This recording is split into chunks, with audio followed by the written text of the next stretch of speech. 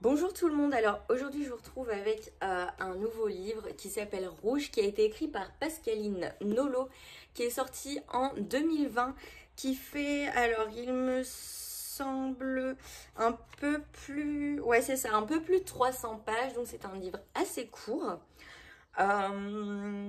Et voilà.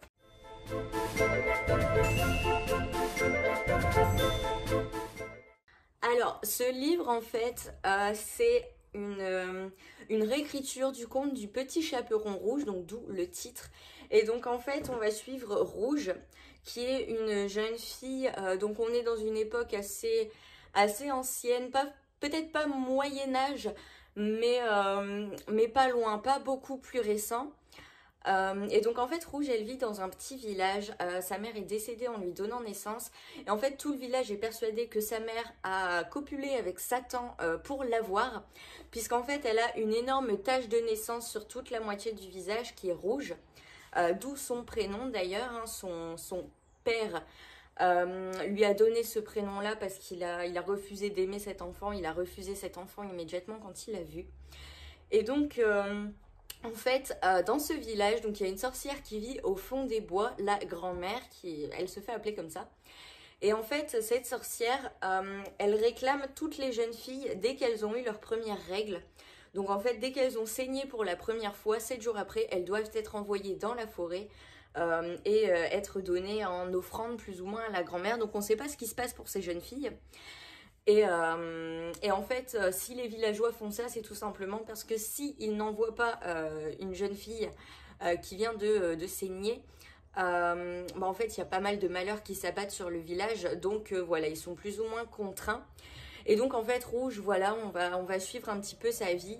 Et elle va finir par avoir elle aussi ses premières règles et par être envoyée dans le fond de la forêt pour le plus grand soulagement de tout le village, parce que tout le village la déteste, la voit comme une marque du diable, etc.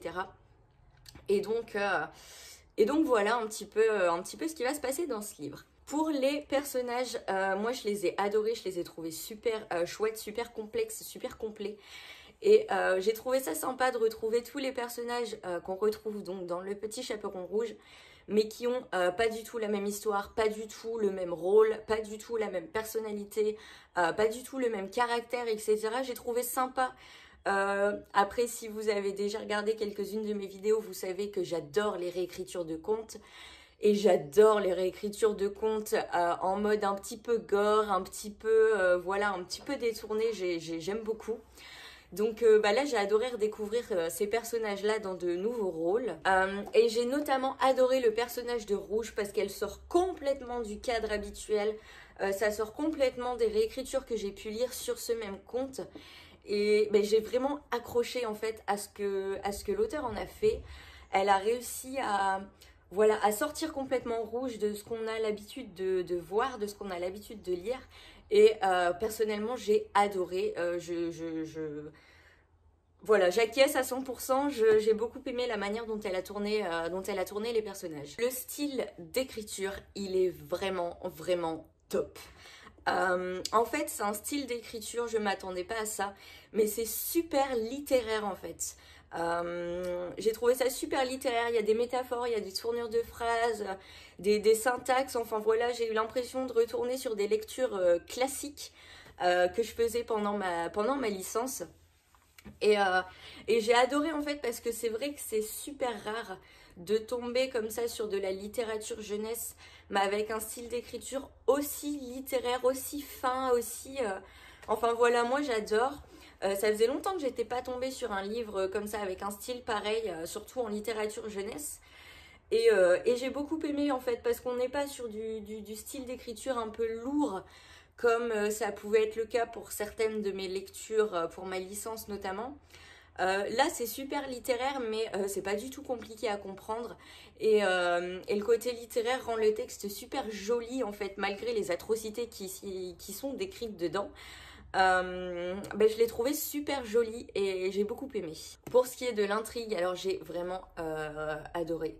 Parce qu'en fait, on va suivre tout le mystère qu'il y a autour de la naissance de Rouge, de la paternité de Rouge, mais qui est son père au final. Euh, toutes ces questions autour de qu'est-ce qui est arrivé à sa mère qui est devenue complètement folle en fait quand elle est tombée enceinte, qui ne parlait plus, qui devenait agressive avec tout le monde, qui a dû être attachée au final, qui a accouché toute seule, attachée par des chaînes au fond d'une grange. Mais qu'est-ce qui lui est arrivé alors qu'avant c'était une femme très douce, très raisonnable, etc.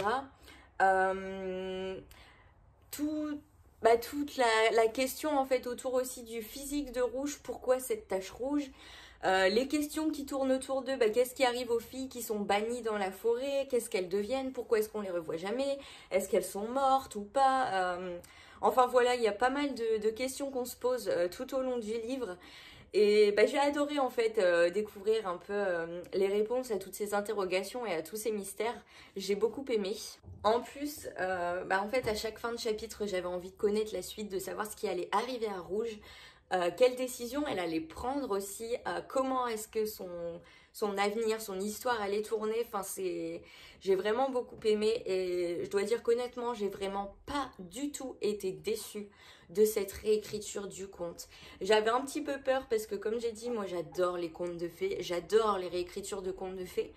Et comme j'en ai lu déjà pas mal, j'ai tendance à être un peu... voilà, j'attends certaines choses en fait. Voilà, j'ai tendance à avoir une certaine attente, à ce niveau-là, au niveau des contes, etc. Parce que j'aime tellement ça que si ça ne me plaît pas, j'ai tendance à être vraiment super déçue qu'on puisse tourner quelque chose que j'aime en quelque chose de moins agréable à lire. Et là, pour le coup, j'ai adoré en fait. Je pense que ça me rend encore plus... Comment ce livre me fait encore plus aimer en fait l'histoire du petit chaperon rouge, parce que je me rends compte qu'il y a plein de manières en fait de le tourner, il y a plein de manières d'imaginer cette histoire, et ça c'en est une de plus, c'en est une qui est très valable et c'en est une qui est très agréable à découvrir. En plus, sur la fin du livre, j'ai trouvé qu'il y avait un côté, enfin tout au long du livre en fait, il y a un côté très ouverture d'esprit. Il y a vraiment une grande ouverture d'esprit dans ce livre et ça se ressent. Ça se ressent à travers l'écriture, ça se ressent à travers l'histoire, ça se ressent à travers certaines découvertes. Et il y a aussi un côté très girl power, très... les filles aussi sont capables finalement d'eux, elles sont pas obligées d'avoir de l'aide, elles sont pas obligées d'avoir des hommes autour d'elles. Et j'ai bien aimé aussi ce petit côté un peu féministe dans l'histoire, ça m'a fait sourire.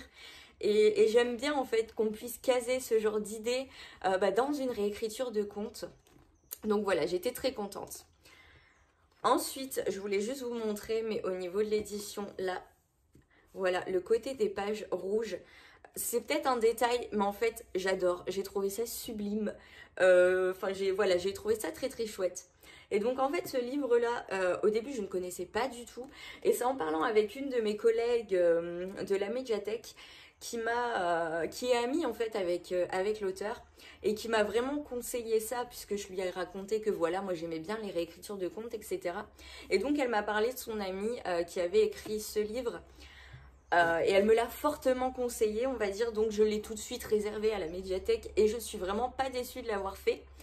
Et donc cette auteure, elle a écrit d'autres livres que je vais, je pense, emprunter dès qu'ils seront de retour, dès qu'ils seront de nouveau disponibles, qui ont l'air vraiment sympathiques.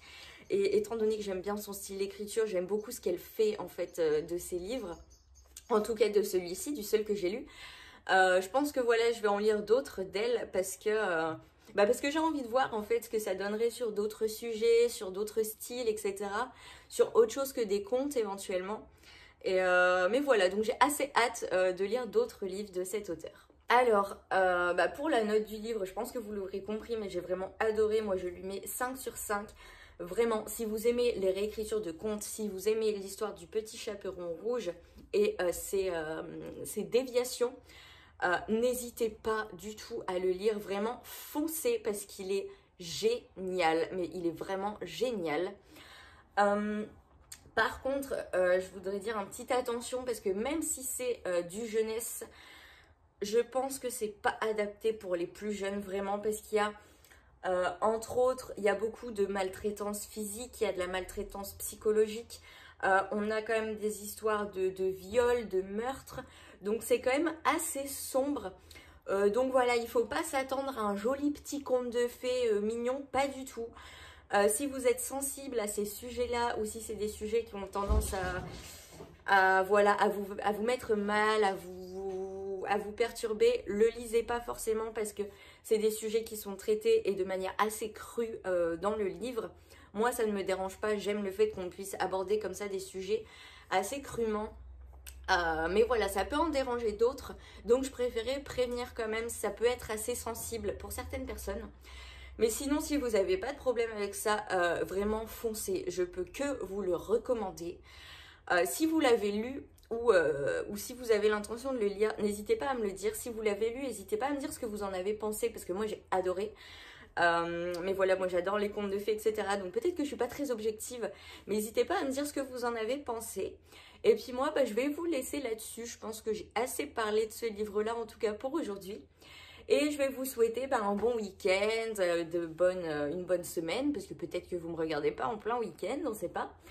Et bien évidemment, comme toujours et comme à chaque vidéo, je vous souhaite de très bonnes lectures.